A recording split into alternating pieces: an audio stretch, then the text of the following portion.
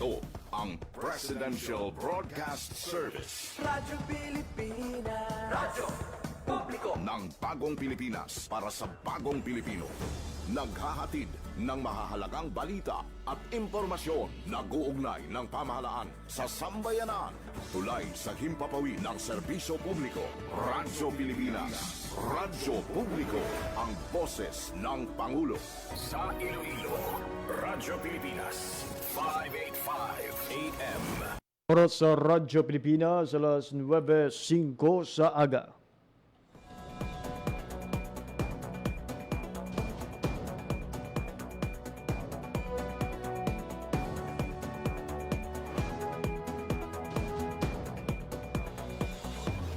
Sa Western Visayas, Panay Island, na tinamaan itong island-wide blackout. Ang pagsulod mo gid sa maasim watershed. Pinaka-purpose nila ini para sa operation nato. We have that in collaboration with the Department of I am Health. again standing up. Mapiktahan ang ila freedom of expression. Sa Office of Civil Defense naman po, balita, issue, kag iban pa. Diri sa Radyo Pilipinas. Radyo Publiko.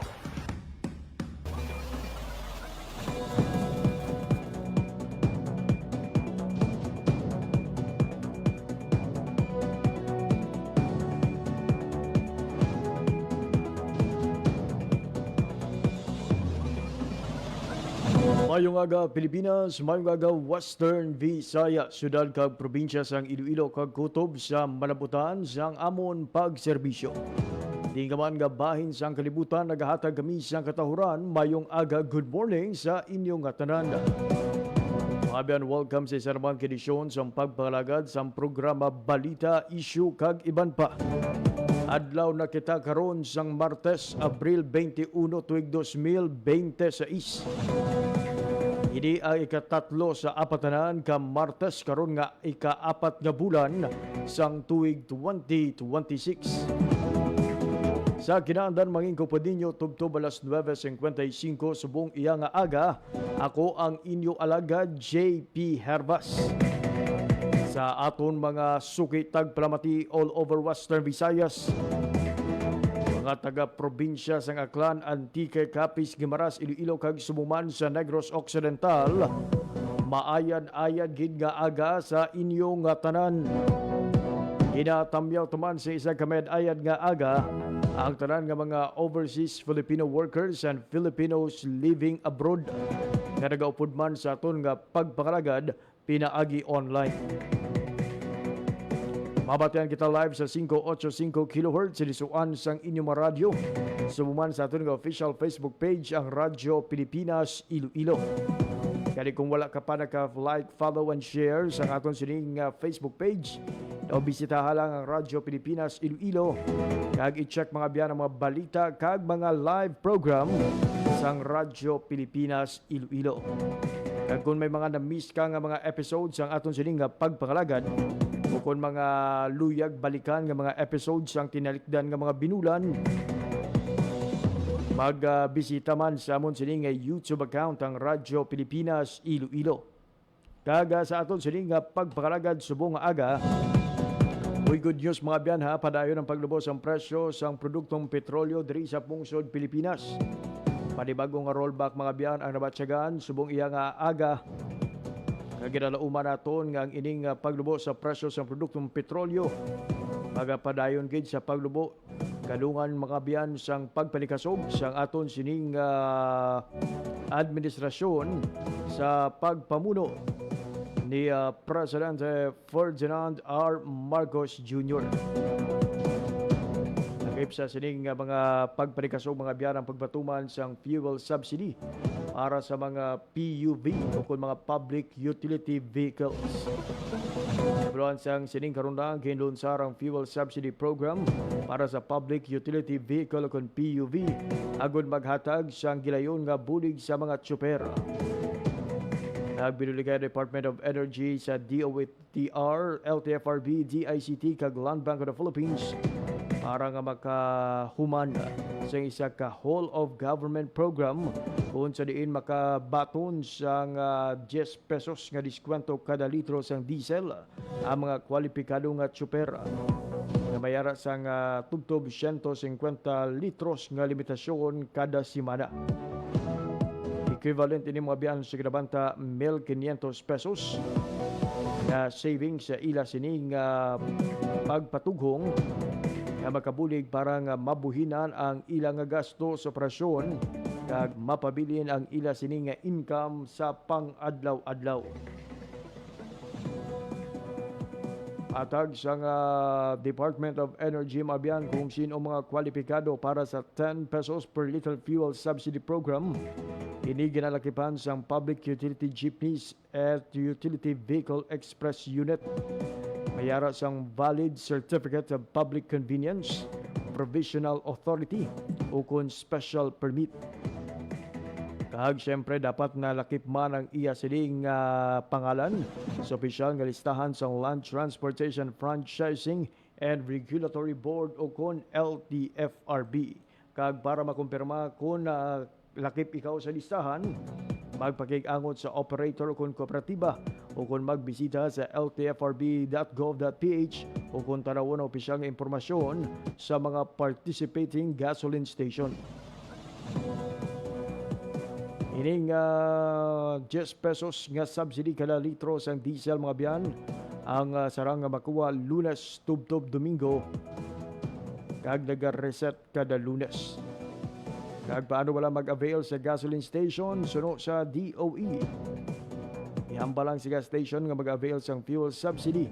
Ihatag ang plate number sang salakyan, i-encode sang gas station ang mga detalye kag automatic na nga magabuhin diri ang subsidya.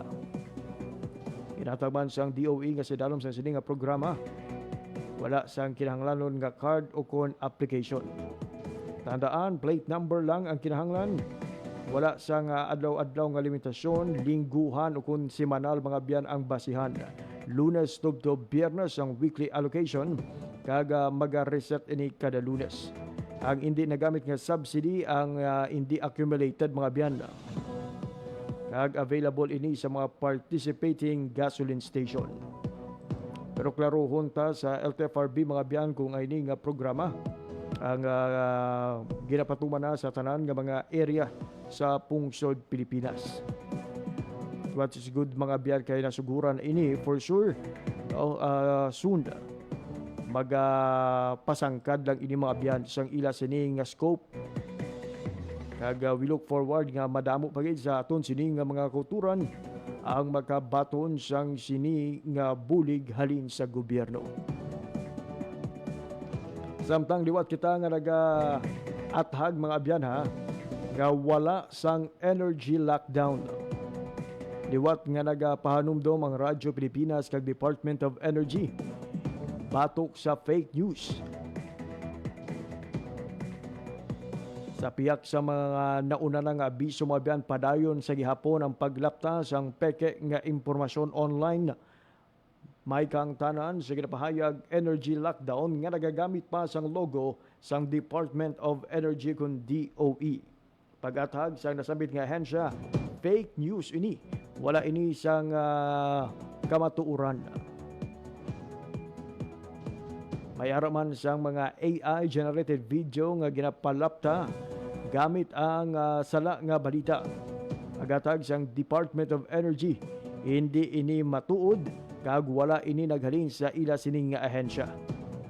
Maghalong gid sa mga makaduluda nga link nga mahimo nga magdala sa hindi maayo nga mga website. Padayon nga monitor sa Department of Energy ang sitwasyon para masiguro nga bastante kag padayon ang supply sang enerhiya sa pungsod. Again mga biyan mangin mabusisi.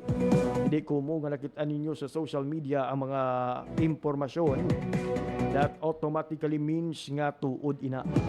Pero sa subong madamo siyang nakahibalo kung paano mag-edit sa mga picture, paano mag-obra sa mga graphics, pinagusto ng iban, obra kag palaptas ang fake news. O gamit ang mga official logos, official seals, Pero mga abyan, kung ikaw isa sa mga nagaubra sini, untati na. Bangod ang aton sining kapulisan, ang aton Presidential Communications Office, kag ang iban pagin mga ahensya sa gobyerno, ang nagalagas sa mga nagapalapta sa mga peke nga balita. Naglakip sa mga ginsampulan mga biyan ang pila ka mga nagpalapta sa sala nga impormasyon tuhoy sa pagpalapta sang peke nga medical certificate involving the President Ferdinand R. Marcos Jr. Ang mga jokes kag memes mga abyan, for as long as for entertainment lang, kag wala sang intensyon nga magpatalang, daw reasonable ang ina nga magagamit ikaw sang mga editing apps.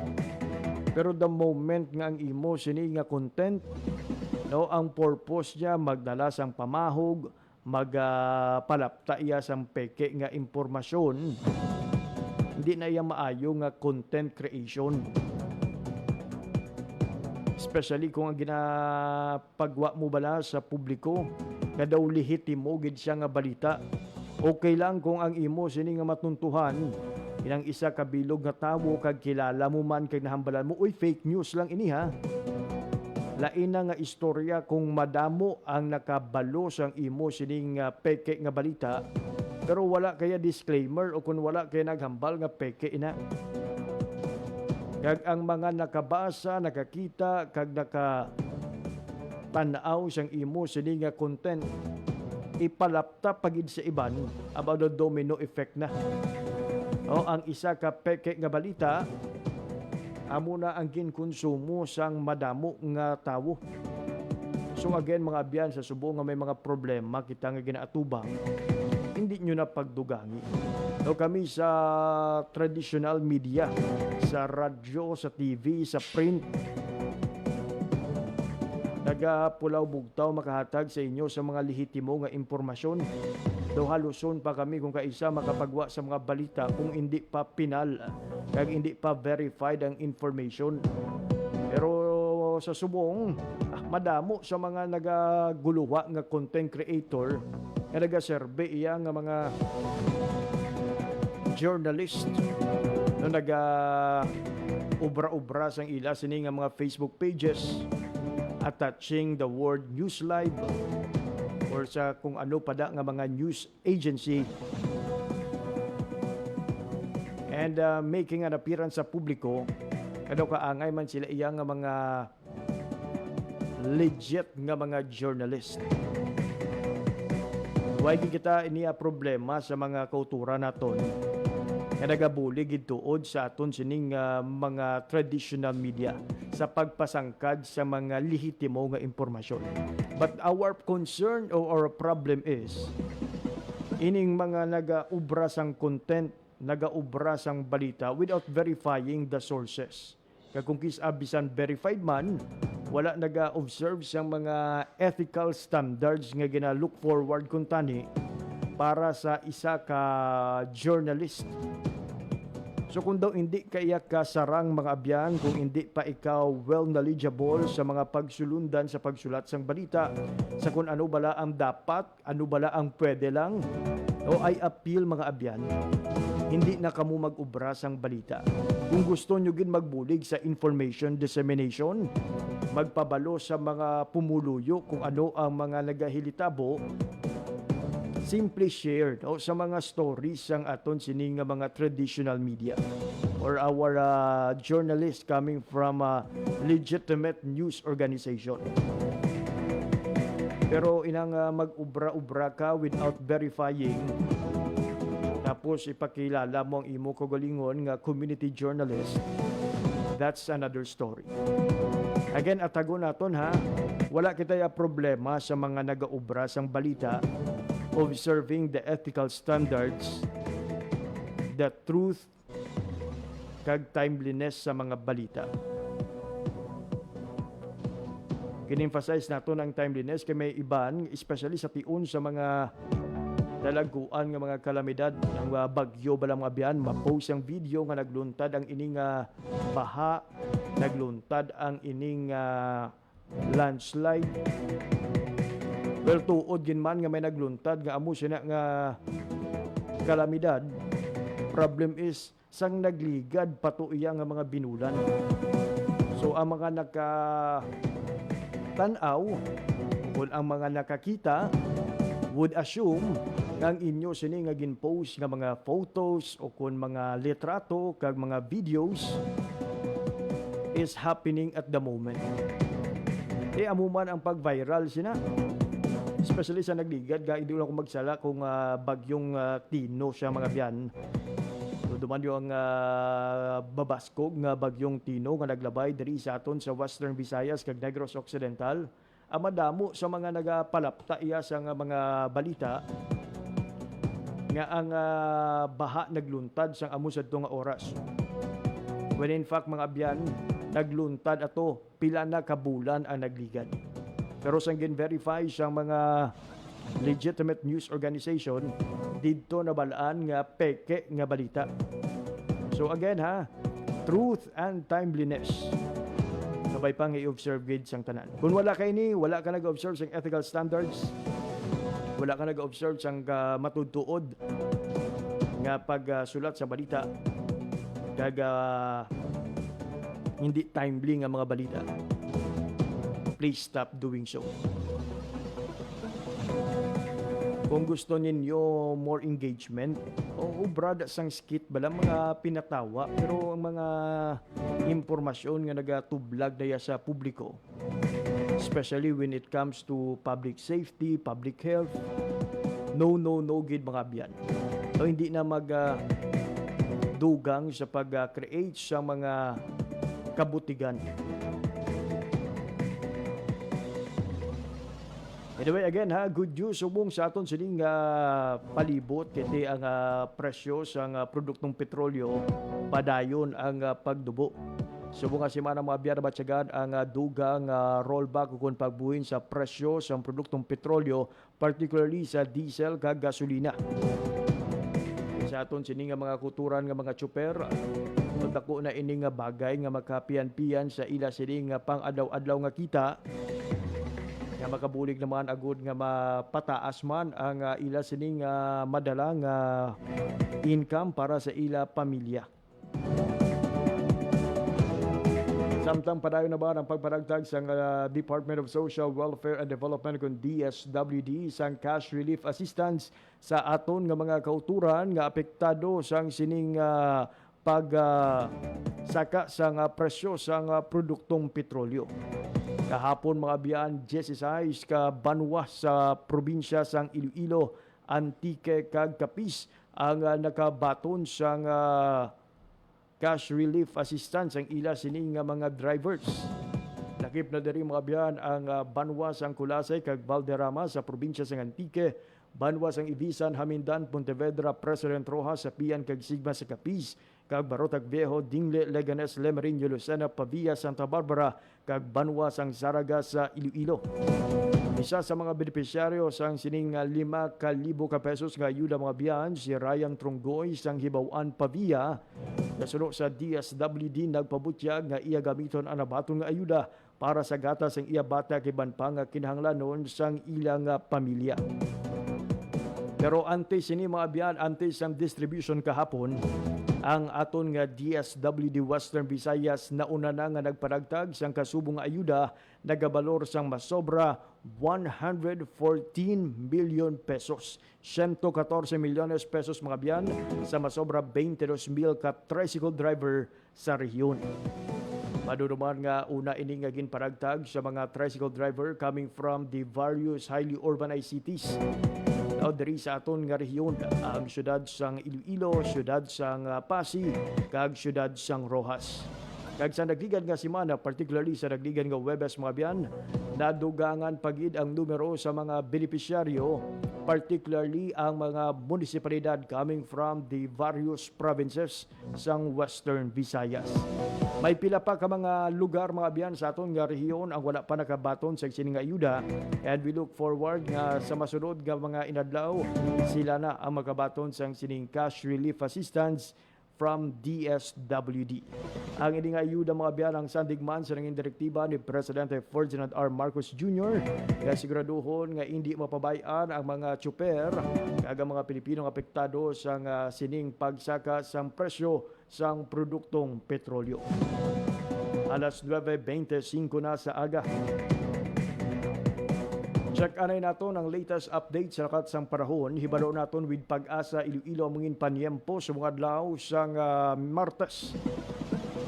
Kamustahon naton ang heat index kung kapaang ang babatsagan subong adlaw kaga subong man ang gina-forecast nga panyempo sa masunod nga mga edad daw, particularly buwas nga adlaw tubtob sa adlaw sang Biyernes.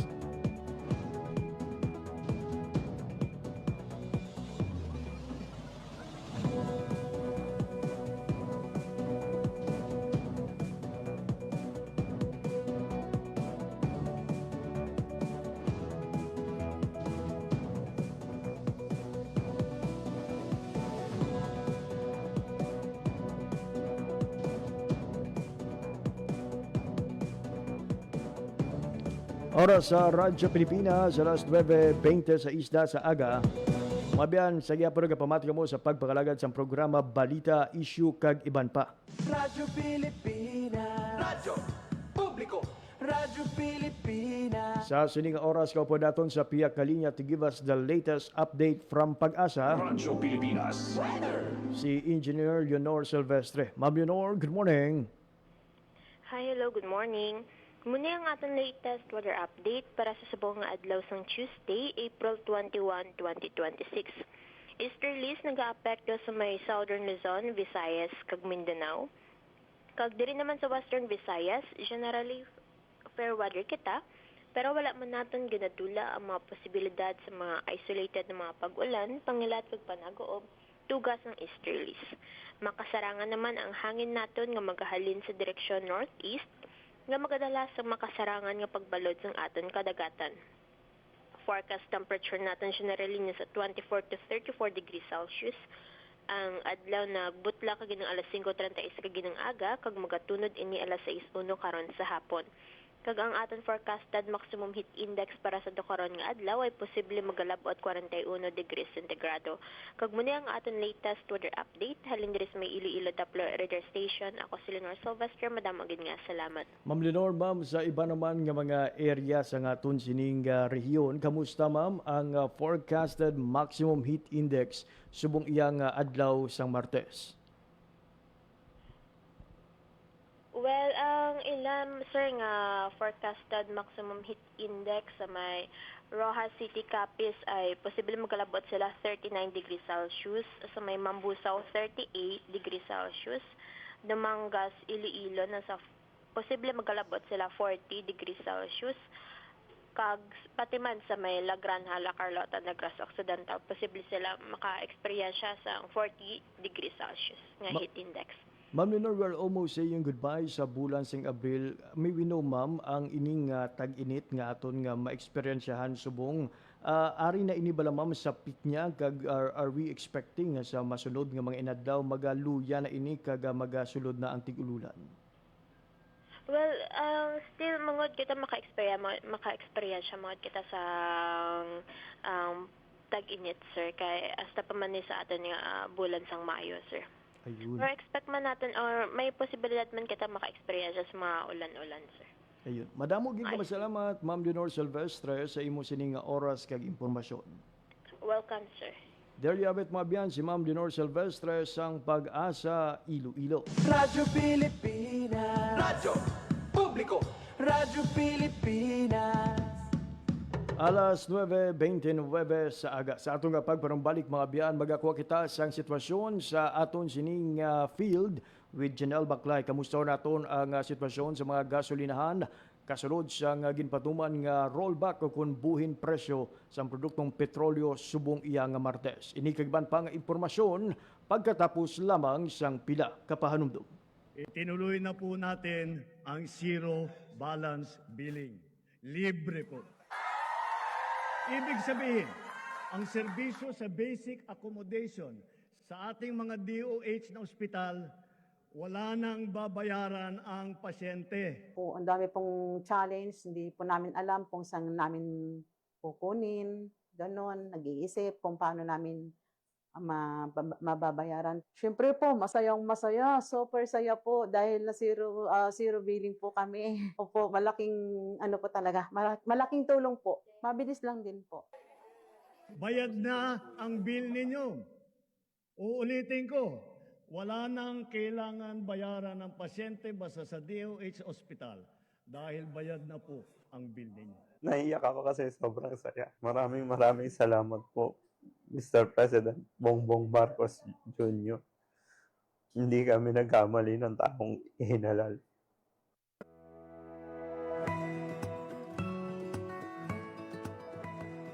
Sa isang bagong Pilipinas, hindi dapat makamba ang pamilyang Pilipino sa mga bayarin sa ospital.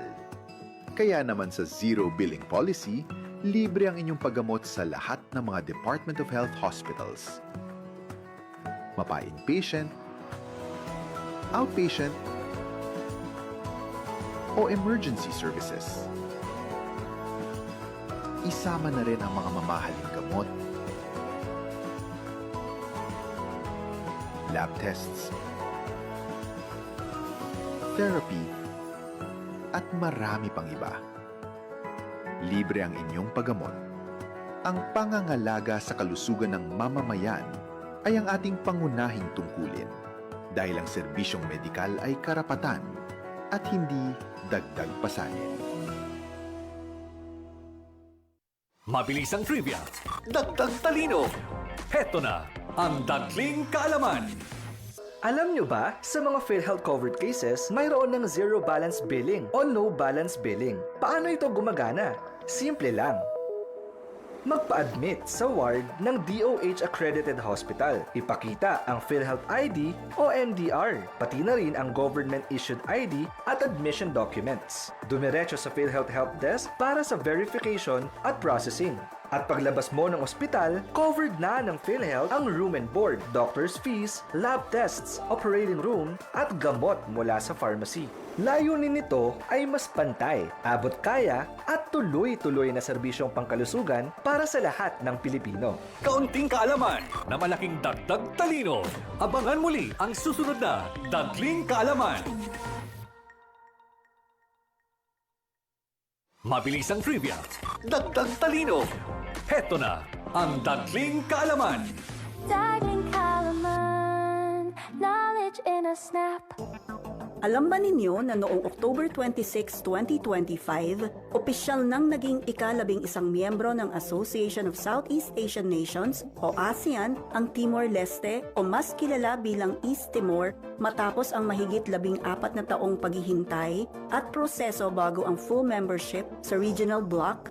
Masayang tinanggap ng mga lider ng ASEAN ang bagong bansang ito sa ASEAN Summit sa Kuala Lumpur, Malaysia kung saan nilagdaan ang formal na deklarasyon ng pagsapi. Ayon sa mga opisyal, ang pag-anib ng Timor-Leste sa ASEAN ay simbolo ng mas malalim na pagkakaisa at kooperasyon sa Timog Silangang Asya at pagkakataon para palakasin ang kalakalan, seguridad at pag-unlad ng rehiyon. Ito ang unang pagkakataon mula pa noong 1999 na may nadagdag na bagong miyembro sa ASEAN. Isang makasaysayang sandali para sa buong rehiyon. Kaunting kaalaman na malaking dagdag talino. Abangan muli ang susunod na Dagling Kaalaman. Dagling Kaalaman, knowledge in a snap. Oras sa Radyo Pilipinas, alas 9:34 na sa aga. Sa gihapon nagapamati ka po sa pagpakalagad sa programa Balita, Issue, kag iban pa. Radyo Pilipinas. Radyo Publiko. Radyo Pilipinas. Mabiyan sa sining oras, magakuha kita sa live update sa aton sining patrol with Janelle Baclay. Kamusta na aton mga biyan ang sitwasyon sa mga gasoline station kasunod sa ginpatuman nga rollback sa presyo sa produktong petrolyo. Jen, good morning. Radyo Pilipinas. Good morning, Jay. Radyo Pilipinas. Report. Rollback sa nagkalain-lain ng gasoline station diri sa may syudad sa Iloilo. Naglabay kita sa total gasoline station diri sa La Paz. Ang presyo sang diesel sa subong from 115 sa nagdigad nga semana ti ari ni sa 90 pesos and 50 centavos per liter. Ang gasolina 79.50 ang premium. Ang unleaded yara sa 79 pesos ang presyo. Di pila ka mga motorista nga aton sini nga na-interview man sa sini nga aga no, ining Sanday Ramil Buayo Jr. taga Lapos, kag si Antonio Santiago sang San Isidro La Paz, tricycle driver nga nagpa-full tank sang iya sini iyang tricycle subong aga kay nabalaan niya nga may rollback ti suno sa iya. Dako din nga bulig no para nga makakinot sila sa ila sini iyang ginakonsumo nga gasolina. Tapos ang maayo nga balita kay nagdigad nga semana nakakuha man siya kuno sang 5,000 pesos nga cash relief assistance nagikan sa DSWD. Ara dira sa aton sini nga Viber interview naton sa sining mga drivers nga naaktuhan naton mismo no nga nagapatugong gid sa gasolinahan sang sini nga aga lang gid Jay. Jen, kamusta so far? Ti malawig man ang pila kay sa nagligad nga nagpasaka presyo daw madamo gid ang nagahingagaw sa malubo pa nga presyo ti subong nga nagdubo na kasubong bala ang sitwasyon may pag dilaguso man dira sa mga gasolinahan. Now, amo ni nga oras hindi kita makadamo check no ang mga nagtugong kay tiyo na una bago lang man implement subong. May isa sila semana nga magpatugong pero lauman nga kung maghapon-hapon gani lang mga inugwa sa opisina, big out na dira na nagadamo ang pilahay kung diri sa lapas aton sini nga pag-agi sa duha ka gasolina una kita nagagi sa may total tapos ang Petron daw hindi man gid amo na kalawig sang apila sa subong no pero laban sa masunod mga inadlaw kay ti ginabantayan nato ni weekly ang announcement sang kung mayara sing oil price hike o kung rollback usually sa mga mga pangot-pangot gid la no halimbawa man og Lunes pagka Martes automatic effective ang implementation rollback man o oil price hike ara gidada ang dagsanay pero sa subong jeep matawhay ang pilahay sa pila ka mga gasolinahan especially nga subong daan kay init-init laban naman nila karon lang ta sa hapon no paano mapatugong kay kapudlay. Jen, sa nagligad ang pagpatuman sang saka presyo, ginpatuman iya into staggered basis, amat-amat ini halin Martes, Merkules, kag Huwebes. Ang ining rollback, Jen, lauman bala naton, buwas nga adlaw, kag sa adlaw sang Huwebes, may kasubong pa nga pagnubo sa presyo, Jen.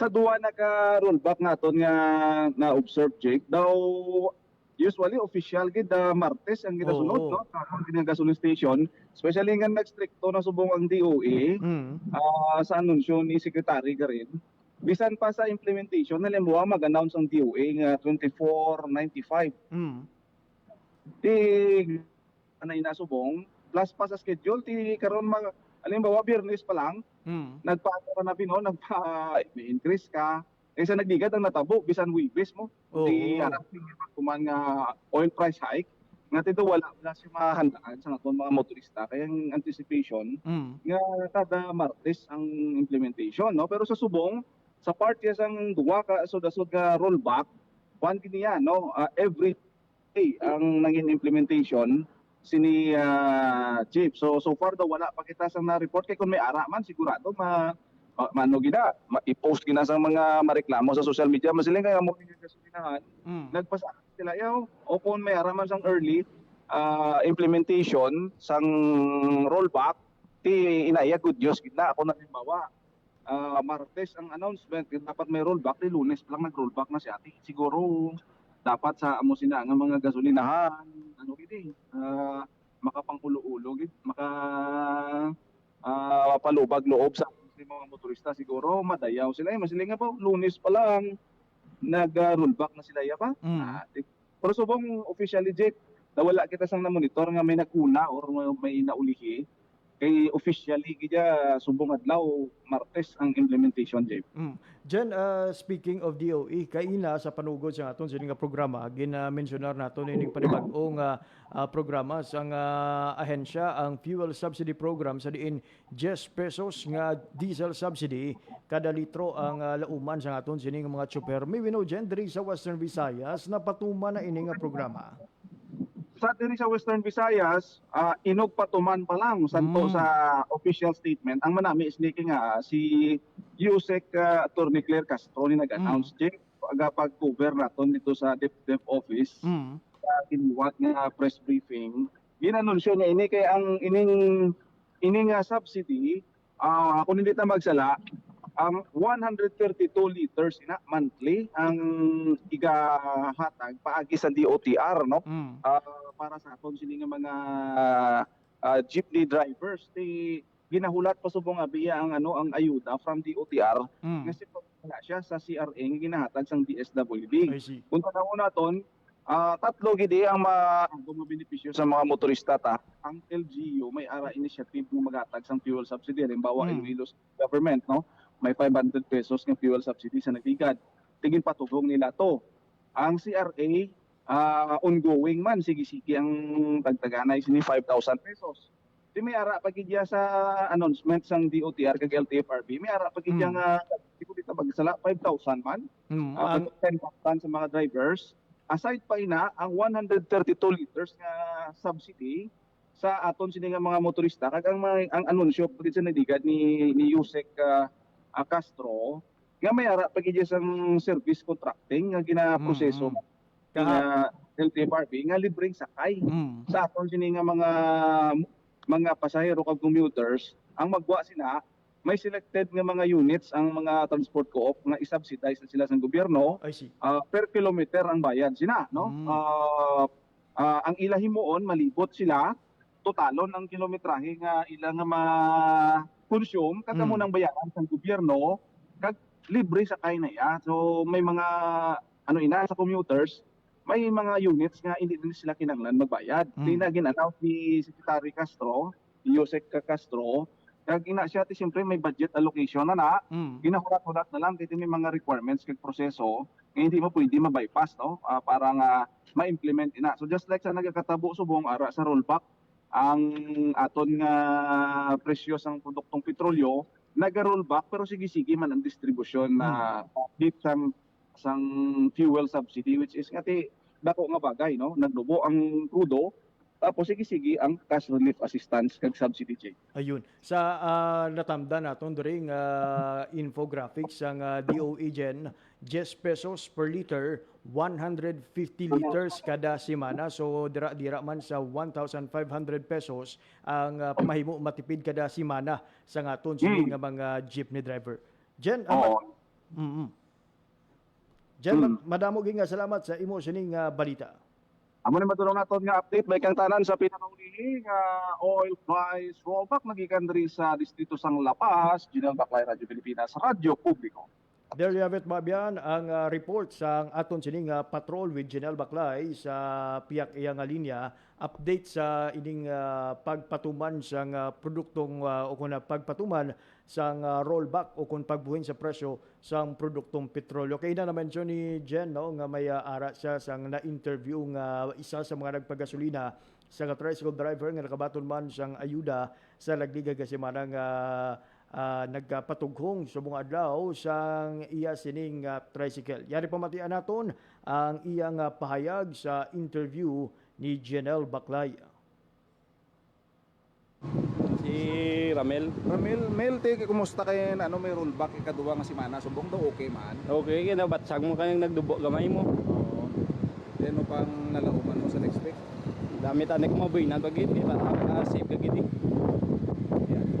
Sige Mel, are si Migo, kagabiyahe ka to si Col. Di mapatugong mas po. Patugong. Mas maayo pagid nga maginubo pagid si Ray hindi kami nga gabiyahe pila na lang bilhin among ginansyaw. Kabaton ka na kabaton man sir. Pila kabaton? 5,000. Tingin ano mo? Di makalang bugas eh. Nagsudan na mo ni. May estudyante man tanga duha ka bilog mo. Rollback no? Kasi paano? Anong alan mo ni? Antonio Santiago. Taga din katon? Taga Barangay San. Si Ramel. Mel, kumusta kay? Ang kabahin mga biyan sa mga pahayag ni Sir Ramil, no, isa ka tricycle driver nga nagpatughong sa iya sining tricycle sa isa ka gasolinahan diri sa distrito sang La Paz. So iya gid ginakalipay ang ining pagnubo sang produktong petrolyo kag ginakalipay naman nga isa sa mga nagbaton sang cash relief assistance balor 5,000 pesos sang nagligad iyang simana. Oras sa Radyo Pilipinas, 9:45 in the morning. Again mga biyana, ang ining fuel subsidy program para sa aton sining nga mga PUV. So sinalom sa Department of Energy ang 10 pesos diesel subsidy per liter ang igapatuman pa lang sa aton sining rehiyon. So we look forward nga soon ma-enjoy gid ini nga mga benefits sa aton sining nga mga tsuper, especially nga tinahang panta hindi lango-lango ang nangin epekto sa sining tensyon sa Middle East nga nagresulta naman sa pagtimbuok sa presyo sa produktong petrolyo. Madamo sa mga tsuper ang nagbuhin kag ang iba naguntat gid sa ila sining pagbiyahe bangod halos wala na sang kita nga madala sa ila sining mga panimalay. Pero with this intervention sang aton sining nanuhay-tuhay nga ensya sang DSWD, Department of Energy, Department of Transportation, and local government unit. Sinaluman sang direktiba ni Presidente Ferdinand R. Marcos Jr. makita naton nga sa pihak sang sining nagapadayon nga energy emergency ang aton sining public transport padayon sa pagdulong sa mga serbisyo sa aton nga pumuluyo. Mabiyan ang banwa sang Tuboso ang nangin apektado sang sining engkwentro sa tunga sang mga rebelde kag mga militar. Gilayon nga nagparabot sang pagkaon kag ilimnon nga tubig ang lokal nga panguluhan sang Tuboso sa Negros Occidental sa mga pamilyang apektado sang sining nga engkwentro sa tunga sa mga soldado kag mga ginasuspetsahan miyembro sang NPA. Sa diin 19 ka ginapatihan rebelde ang na-report mga biyan nga napatay. Sa pinakulihing record sang Tuboso MSWDO nagdangat sa 185 ka pamilya bukod sa 172 ka tawo sa ilang banwa ang nagbakwit bangod sa sining engkwentro. Magluwas sa lokal nga panguluhan sang Tuboso, nagpalabot man sang bulig ang Negros Occidental Provincial Government pinaagi sa Provincial Social Welfare and Development Office. Partikular mga abyan ang family food packs, family hygiene kag kitchen kits. Tala naman nga magpatigayon sang psychosocial support ng MSWDO kag 79th Infantry Battalion subong adlaw sa Martes. Katuwang ang iban pa nga ahensya agud nga mabuhinan ang kasubo kag kahadlok nga naeksperyensyahan sa mga apektadong kabataan. Agapadayon pa subong ang clearing operation sa mga soldado sa mga apektadong lugar. Samtang padayon naman ang pagparugyan ni Tuboso Mayor Richard Hauhoko sa mga rebelde nga mag-surrender na kapagbalik sa sabak sang gobyerno. Pasalig sang alkalde magabulig man ini sa mga magabalik loob nga rebelde sa pag-aangkon sang pila ka mga programa kag proyekto sang gobyerno para sa ila. Samtang formal na nga ginbuksan mga abyan ang national competition sang Young Farmers Challenge kon YFC. Ini mga abyan ang ginapagbalayan karon sang Western Visayas, particularly ginahiwat ini diri sa syudad sang Iloilo. Ang kompetisyon ginapasakupan sa masobra 100 ka pamatanon nga agripreneur alin sa naglaing nga rehiyon sang pungsod nga magapasundayag sang ila abilidad sa business pitch competition para sa tsansa nga makabaton sang dugang 300,000 pesos nga financial grant. Magluwas sini ginalauman man nga magapasakop ang mga partisipante sa Business Innovation Tour subukan sa YFC Summit and Business Conference. Ang pagbukas ng YFC National Competition ginpangunahan ni DA Assistant Secretary Attorney Genevieve Vilicaria Guevara. Upod ang iban pa nga mga opisyal sang ahensya. Katiwan sa sini nga programa nga maganyat ang mga pamatanon nga magsulod sa sektor sang agrikultura paagi sa moderno kag sustainable nga agri-negosyo.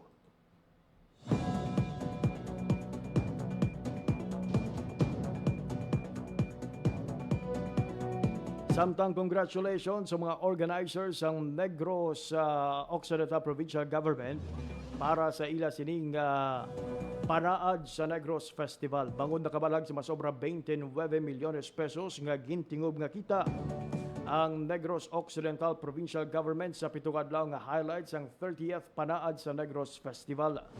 Kini ang mas mataas ang halos 13 million pesos kung ipaanggid sa 16.6 million pesos nga nabalhag sa nagdigad nga tuig. Ang pinakamataas nga sales ang nabalhag sa Domingo, Abril 19, naghangat sa halos 5.7 million pesos. Samtang nagdangat naman sa halos 45,000 pesos ka 45,000 kabisita ang nagupod sa uling adlaw sang aktibidad. Ang parad sa Negros Festival sang Negros Occidental ang ginakabig nga Festival of All Festivals sang nasambit iyang probinsya. Gina-highlight sini ang kultura, tradisyon kag pagliusa sa mga Negrense nga ginpasakupan sa 32 ka syudad kag banwa sang probinsya lakip na sang Bacolod City. Karong nga tuig din sa ulog mga biyan sang probinsya ang ikatatlo nga dekada o kon 30th year sang panaad nga may tema nga 30 years of bringing Negrenses together. Alas 9:51 sa aga. Mabiyan gustohon taman nga magpalawig pa kabaghatag sang dugang nga mga balita kag impormasyon. However, it's time to say goodbye. Wala na kita sang oras nga nabilin sa aton sining nga pagpangalagad. Sa ngalan na gid lamang sang akon mga katuwang teknikal. Mr. Rochelle Jones Sotahero sa studio. Kag Mr. Jeffrey Bitita sa transmitter. Ako naman ang inyo naging alaga, JP Hervas. Madamo nga salamat sa inyo nga pagpamati. Maayong aga, Pilipinas. Balita, issue, kag iban pa. Diri sa Radyo Pilipinas. Radyo Publiko. Radyo Pilipinas. Ang inyong tulay sa himpapawid ng serbisyo publiko. Ang Presidential Broadcast Service, Radyo Pilipinas, Radyo Publiko. Radyo Pilipinas. Radyo Publiko. Kinilala ng pang-international at prestigyosong Asia Pacific Broadcasting Plus Awards 2025 para sa kategorya ng Government Streaming. Ito ay dahil sa epektibo nitong pagsasanib ng mga tradisyonal na media tulad ng telebisyon, radyo at print para masabayan ang mabilis na pag-inog ng mundo ng digital at social media tungo sa mas epektibong paghahatid ng mahahalaga at napapanahong mga impormasyon sa mamamayang Pilipino. Kinilala rin ang Radyo Pilipinas dahil sa patuloy na pag-akyat ng rating. Ngayon ay matatag sa pang-4 na pwesto sa Mega Manila ayon sa pinakahuling Nielsen Radio Audience Measurement Survey. At sa social media, nakamit ang mahigit 2,000% pagtaas ng bilang ng mga sumusubaybay sa Radyo Pilipinas page sa unang bahagi ng 2025. Patunay ito na ang inyong Radyo Pilipinas Radyo Publiko ay tunay na kaagapay ng inyong pamahalaan sa paghahatid ng serbisyo sa mga mamamayang Pilipino. Mula sa aming lahat, sa ngalan ng inyong pamunuan at mga kawani ng Presidential Broadcast Service, kasama ang inyong mga himpilan ng Radyo Pilipinas sa buong kapuluan. Maraming salamat po sa inyong lahat, sa inyong pagtangkilik at pagkilala. Radyo Pilipinas. Radyo Publiko. balita, issue, kag iban pa. Diri sa Radyo Pilipinas. Broadcast Service, Radyo Pilipinas, Radyo Publiko. Radyo Pilipinas.